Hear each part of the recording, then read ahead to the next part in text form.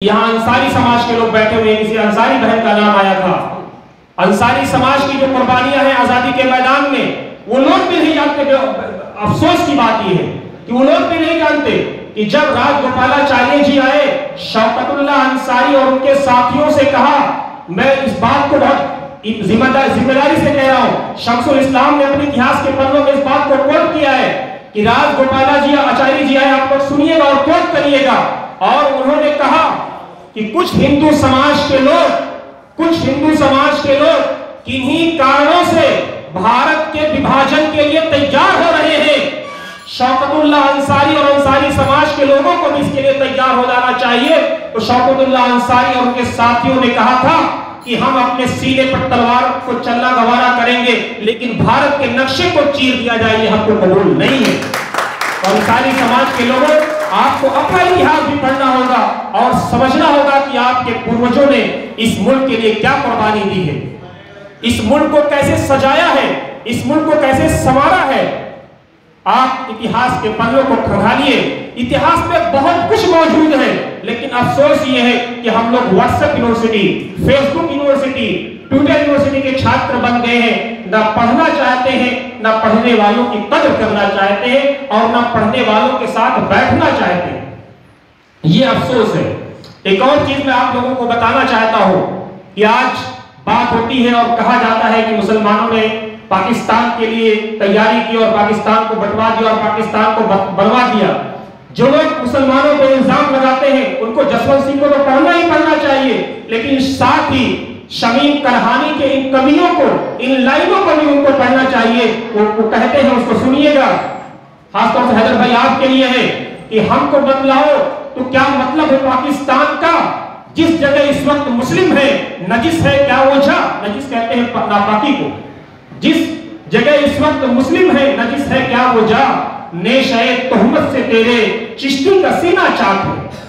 मोइनुद्दीन चिश्ती रहमतुल्लाह अलैहि सरजमीन पे आराम फरमा रहे हैं। वो लिखते हैं कि नेशे तोहमत से तेरे चिश्ती का सीना चाक है, जल्द बदला क्या जमी अजमेर की नापाक है। कुफ्र की वादी में ईमा का नगीना खो गया, क्या खाके नजिस में शाहे मीना खो गया। दीन का मखदूम जो कलिये की आबादी में है, आज उसका आस्था क्या नजिस वादी में है। इमामों के जो रोजे लखनऊ की खाक पर, है इमामों के जो रोजे लखनऊ की खाक पर, बन गए क्या तौबा तौबा खित्ते नापाक पर।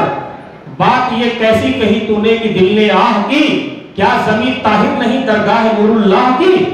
आह जिस पाकीज़ा गंगा को नजिस कहता है, तो मैंने भी गंगा की पवित्रता के बारे में आपसे बात की थी।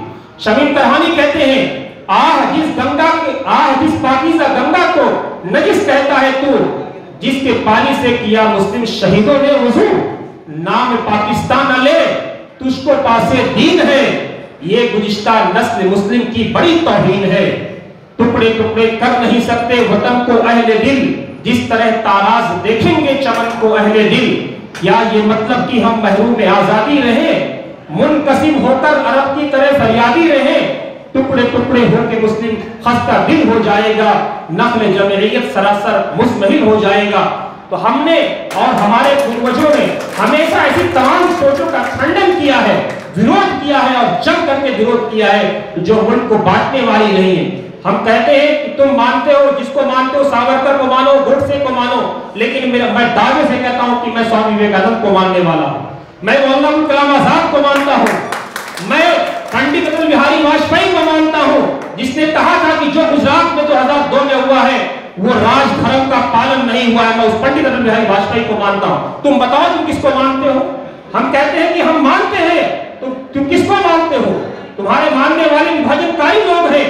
हम उस गांधी को मानते हैं जिसने अपने सीने पे गोली खाने के बाद बद्दुआ नहीं ली थी, बल्कि हे राम कहकर के आखिरी सांस ली थी। वो गांधी कितना अजीम था कि गोलियां खाने के बाद, जिसके बारे में रसूल साहब ने लिखा है कि हमारा गांधी के गोली मारल हो धमाधम 4 गो 3 गो। वो कौन लोग थे। एक तरफ रसूल मियां थे जिन्होंने गांधी के इस चीज को महसूस किया, और एक तरफ वो लोग थे जिन्होंने गांधी के सीनों को छलनी कर दिया। तो आपको ये तय करना है कि आप गांधी के साथ जाना चाहते हैं या सावरकर के साथ जाना चाहते हैं।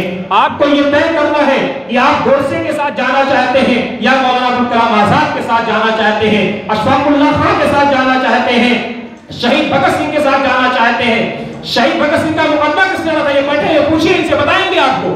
शहीद भगत सिंह का मुकदमा किसी और ने नहीं लड़ा था, नाम ने मुकदमा कयामत आ जाएगी, बताएंगे मेरे भाई बैठे हुए हैं, शहीद भगत सिंह का मुकदमा किसने लड़ा था। तो दोस्तों ये वो हिंदुस्तान है जहां हिंदू, मुसलमान, सिख, ईसाई सब ने मिल करके एक साथ इस मुल्क को संवारा है, सजाया है। अभी ये बात बड़ी प्यारी कह रहे थे कि अव्वल अल्लाह नूर पाया कुदरत के सब बंदे। अव्वल अल्लाह, पहले अल्लाह है, पहले मालिक है, पहले पालनहार है। जब हम ये महसूस करेंगे कि अल्लाह सबसे पहले है, सृष्टि का रचयिता सबसे पहले है, उसको नाम वाहे गुरु आप दे दे, ईश्वर दे दे, मालिक दे दे, खालिक दे दे, पालनहार दे दे, लेकिन अव्वल वही है। नूर उपाया, नूर किसे कहते हैं? रोशनी को कहते हैं। और बहज़ीत मुसलमान ये हमारा अकीदा है कि सबसे पहली जो रोशनी थी वो नूर मोहम्मद सल्लल्लाहु अलैहि वसल्लम की थी। इसलिए उस नूर की अगर आप कदर करना चाहते हो तो दुनिया में हर नूर की आपको कदर करनी होगी, तभी आप मोहम्मद रसूलुल्लाह की कदर कर सकते हो। कुदरत के सब बंदे, किसी में कोई फर्क नहीं है, सब उसी के बंदे हैं।